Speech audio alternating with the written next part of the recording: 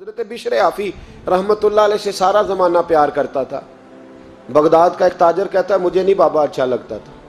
ہمارا اپنا اپنا ذہن ہے نا، ہم کہتے ہیں میں نے جدھر ساری دنیا جا رہی ہے وہاں نہیں جانا، کہتے ہیں کہ وہ بابا مجھے نہیں اچھا لگتا تھا، حالانکہ سارا بغداد عزت کرتا۔ کیوں نہیں اچھا لگتا تھا؟ کہتے ہیں اس لیے کہ بابا نہ صرف فرض مسجد میں پڑھتا تھا، باقی نماز گھر جا کے۔ تو میں کہتا تھا اتنا ولی ہے تو باقی بھی مسجد میں پڑھے۔ کہتے ایک دن میں نے کہا جسوسی کرنی ہے اس کی، جو کہ اسلام میں منع ہے۔ کہتے حضرت بشر آفی رحمۃ اللہ علیہ نے جمعے کے فرض پڑھے، فرض پڑھ کے نکل گئے دوڑ کے۔ فرماتے ہیں میں پیچھے ہو گیا، میں نے کہا آج میں نے سنتیں چھوڑ دی ہیں پر اس کا پتہ کرنا ہے، سنت نفل بعد میں پڑھوں گا۔ کہتے ہیں حضرت بشر آفی جلدی سے نا ایک کباب والی دکان پہ گئے، وہاں سے کباب خریدے، اور میں نے کہا بوڑھے کی عمر دیکھو اور اس کے ذائقے دیکھو، اس عمر میں بھی کباب کھائے گا۔ اوئے ہوئے، مولوی کو روٹی نے ستایا تھا، اس لیے سنت اور نفل چھوڑ آیا ہے۔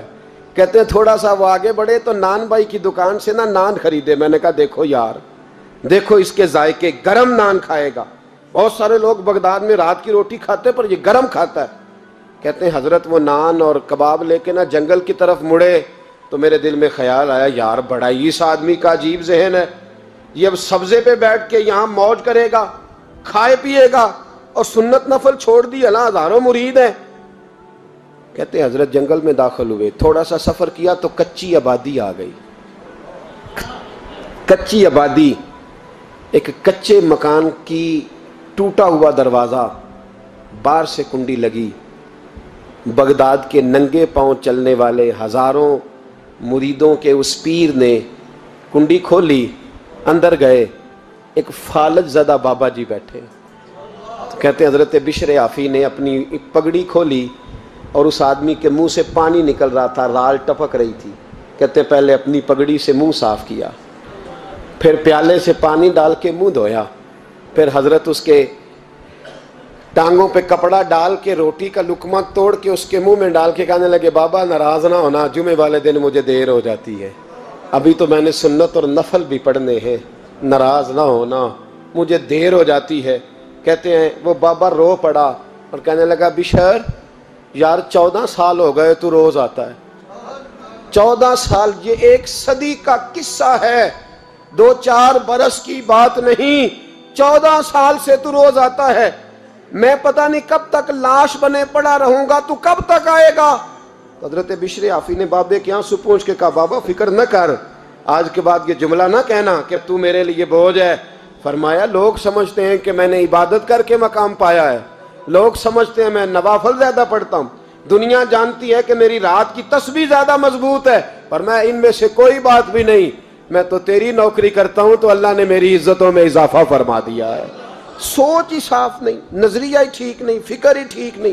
اسلام نظریے کا مذہب ہے، سوچ کا۔ مسند امام احمد بن حنبل کی حدیث سنی، حضرت انس بن مالک فرماتے ہیں جب انسان نے روزہ رکھا ہوتا ہے نا تو روح ویسے ہی پاک ہوتی ہے اس کی۔ میں نے یہ سوچا کہ کچھ باتیں ایسی کی جائیں جس سے تھوڑی سی سوچیں بھی تبدیل ہوں، کچھ سوچوں کا وضو، سوچوں کا غسل، افکار و نظریات کی بھی بات ہو۔ ہم سمجھتے ہیں کہ شاید کثرت عبادت اصل ہے۔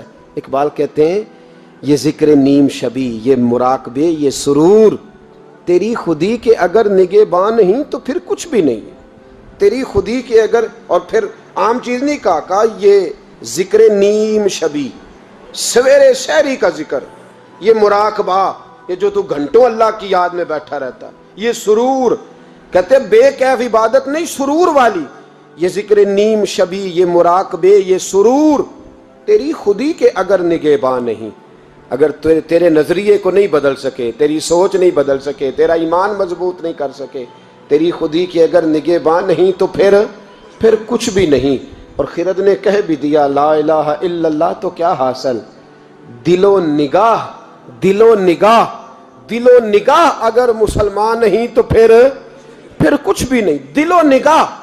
اقبال کہتے ہیں ایک دل کا کلمہ پڑھ، دوسرا نظر کا کلمہ پڑھ، ان پہ پابندی لگا، دل و نگاہ اگر مسلمان نہیں تو پھر تو کچھ بھی نہیں، کچھ بھی نہیں۔ حضرت انس بن مالک کہتے ہیں میں حضور کے پاس بیٹھا تھا، حضرت عبداللہ ابن عمر بھی بیٹھے تھے، کوئی بات ہو رہی تھی، ایک حجرے میں بیٹھے تھے، دروازے پہ دستک ہوئی۔ مسند امام احمد میں حدیث ہے نبی پاک علیہ السلام نے فرمایا انس دروازہ کھولو، دروازے پہ وہ بندہ ہے جس کو اللہ بغیر حساب کتاب جنت عطا فرمائے گا، وہ بندہ ہے دروازے پہ۔ حضرت انس بن مالک کہتے ہیں میں نے دروازہ کھولا تو بندہ دیکھا، غریب سا ایک انصاری صحابی، اور بندہ بڑا سادہ، وضو تازہ کر کے آیا ہے تو پانی کے قطرے داڑھی سے بہہ رہے ہیں، اور چمڑے کے جوتے اس نے لپیٹ کے نا تو بغل میں چھپائے ہوئے، آ کے اتحیات کی حالت میں بیٹھا، حضور سے دو چار باتیں کی، چلا گیا۔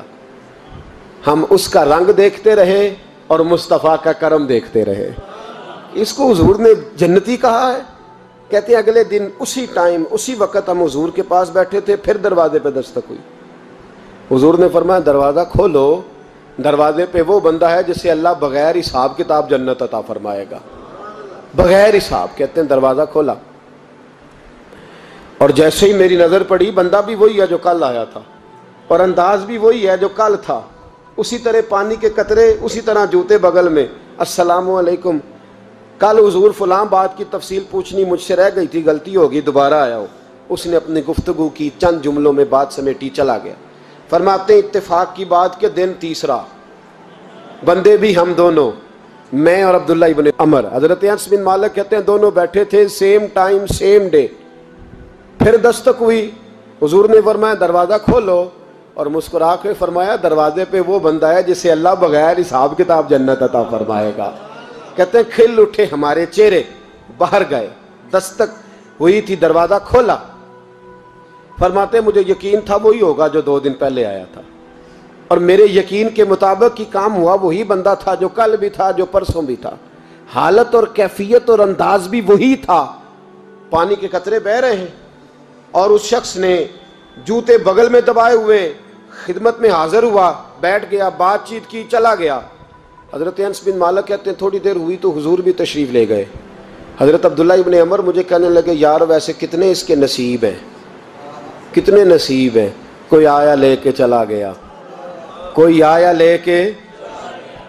لے کے چلا گیا، کوئی عمر بھر بھی نہ پا سکا، میرے مولا تجھ سے گلہ نہیں، یہ تو اپنا اپنا نصیب ہے، یہ تو اپنا اپنا، اور نہ کسی کے حال پہ طنز کر، نہ کسی کے غم کا مذاق اڑا، وہ جسے چاہیں جیسے نواز دے، یہ مزاج لطف رسول ہے صلی اللہ تعالی علیہ وسلم۔ کہتے ہیں ہم لوگ گفتگو کرنے لگے، عبداللہ ابن عمر مجھ سے کہنے لگے یار ویسے پتہ کرنا چاہیے یہ کون سا عمل کرتا ہے، پتہ کرنا، جیسے ہم نہیں پتہ کرتے کہ یہ بندہ بڑا چمک گیا، پتہ کرو کون سا کاروبار کرتا ہے، ذرا اس کی جاسوسی تو کرو۔ اور بندے بھی بڑے سمجھدار ہیں، وہ سائیڈ بزنس نہیں بتاتے، وہ کہتے ہیں وہ جو میرا علیحدہ ہے وہ نہیں بتانا، کہیں یہ نہ شروع کر لے۔ حالانکہ انسان کے پاس جو خوبی، جو اللہ نے اسے دولت دینی ہوتی ہے، وہ اپنا اپنا نصیب ہوتا ہے، وہ گھر میں بیٹھے بھی اللہ عطا کر دیتا۔ وہ کہتے ہیں کہ پتہ کرو کیا عمل کرتا ہے، تو حضرت عبداللہ ابن عمر کہتے ہیں میں اس کے پیچھے ہو گیا، اس سے سلام لی، تو میں نے کہا مجھے 2-3 دن کے لیے مہمان بنا لو گے، مان نہ مان میں تیرا مہمان، 2-3 دن کے لیے مہمان بنا لو گے؟ تو کہتے ہیں مجھ سے کہنے لگا کوئی گھر میں جھگڑا ہو گیا، کیونکہ پڑوس میں تو تمہارا، قریب ہی تو تمہارا گھر ہے، میرے مہمان بننے ہو، کچھ جھگڑا ہے؟ تو میں نے کہا چلو ایسے ہی سمجھ لو، پر مجھے مہمان بنا لو۔ کہتے ہیں میں 3 دن اور 3 راتیں اس شخص کے ساتھ رہا، وہ کتنا صدقہ کرتا ہے میں نوٹ کرتا رہا، نماز کتنی پڑھتا ہے، اس کا کیا، میں چاہتا تھا کہ وہ عمل مجھے ملے، اس کی برکت سے مصطفیٰ نے اسے 3 مرتبہ جنتی فرمایا ہے، تاکہ وہ کیفیات مجھے بھی ملیں۔ حضرت عبداللہ ابن عمر کہتے ہیں کہ میں نے کوئی خاص چیز نہیں دیکھی، وہ عشاء پڑھتا تو فجر تک بستر پہ کروٹیں لیتا، اور میں الحمدللہ اٹھ کے تہجد بھی پڑھتا، نوافل بھی پڑھتا۔ کہتے ہیں وہ 1 سپارہ پڑھتا، میں 3 پڑھتا۔ فرماتے اس نے 3 دنوں میں کھجور بھی صدقہ نہیں دیے، کہ کھجور بھی، اور میں نے بڑے بڑے غریبوں کی مدد کی۔ میں کہنے لگا کہ عمل تو میرا زیادہ ہے اس سے، پھر خوبی کیا ہے؟ خاص توجہ کرنا، اسلام اور دین کا جو فکری اساس ہمیں صحابہ نے دی۔ حضرت عبداللہ ابن عمر کہتے ہیں میں نے تیسرے دن اسے کہا بھائی اللہ تیرا بھلا کرے، تو نے بڑی خدمت کی، میں نے جانا ہے میرا کوئی جھگڑا نہیں ہوا تھا، میں تو بس تیرا عمل دیکھنے آیا تھا کہ تو عمل کیا کرتا ہے۔ تو وہ صحابی کہتے ہیں مجھے کہنے لگے یار تو میرا عمل دیکھنے آیا تھا، مجھے بتا تو صحیح کیا نے، اور کیوں دیکھنے آیا میرا عمل، تجھے کیا ضرورت پڑی میری جاسوسی کی؟ تو کہتے ہیں مجھ سے جب اس نے سوال کیا تو میں نے اس کو کہا بھائی تو 3 دن آیا ہے نا ہم بیٹھے ہوئے تھے؟ کہا ہاں میں آتا رہا ہوں۔ کہا 3 دن نبی پاک نے فرمایا اللہ تجھے بغیر حساب کتاب جنت عطا فرمائے گا۔ تو میں چاہتا تھا کہ میں ذرا جاسوسی کروں، ذرا دیکھوں، کھوج لگاؤں کون سا ایسا عمل ہے، آپ بھی ذرا دھیان دیجئے گا، کون سا ایسا عمل ہے، حالانکہ تو عشاء پڑھتا ہے اور اٹھ کے فجر پڑھتا ہے، میں تہجد بھی پڑھتا ہوں، تیرا سپارہ 1 ہے میرے 3 ہے، کون سا ایسا عمل ہے جس کے سبب تجھے جنت ملے گی؟ کہتے ہیں وہ صحابی کہنے لگے یار کوئی ایسا عمل نہیں، کوئی شے نہیں، میں اس قابل ہی نہیں، من آنم کے من دانم، جو میں ہوں مجھے پتا ہے۔ کہا پھر کوئی بات تو ہوگی، تیری مہربانی بتا دے، میں نے 3 دن 3 راتیں محنت کی ہیں، بتا دے۔ کہتے ہیں وہ کہنے لگے اگر تجھے بتاؤں نا تو پھر سن، میں جب رات کو سوتا ہوں تو اپنے دل پہ نظر ڈالتا ہوں، اور سویرے جب اٹھتا ہوں تو پھر اپنے دل پہ نظر ڈالتا ہوں، موبائل پہ نہیں، کنجی پہ نہیں کہ چابیاں کدھر ہیں، بٹوے پہ نہیں، میں رات کو سوتے ہوئے بھی اپنے دل پہ نظر ڈالتا ہوں، سویرے اٹھتے ہوئے بھی میں سب سے پہلے اپنے دل پہ نظر ڈالتا ہوں۔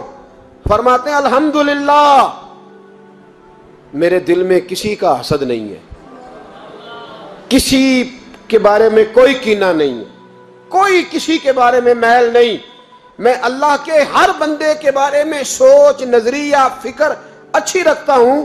اور فرمایا میں تیرے بارے میں بھی عبداللہ یہی سوچتا ہوں کہ تو مجھ سے زیادہ نیک ہے۔ الحمدللہ اس وقت بھی میرا ذہن یہ ہے کہ انس بن مالک مجھ سے زیادہ پرہیزگار ہے، اس وقت بھی میری سوچ یہ ہے کہ محبوب کے سب صحابہ میں سب سے کمزور میں ہی ہوں۔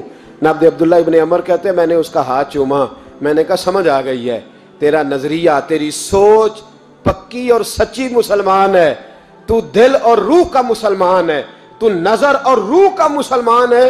یہ سبب ہے کہ اللہ کے رسول نے زمین پر چلتے ہوئے بھی تجھے 3 دفعہ جنت کی بشارت عطا فرما دی۔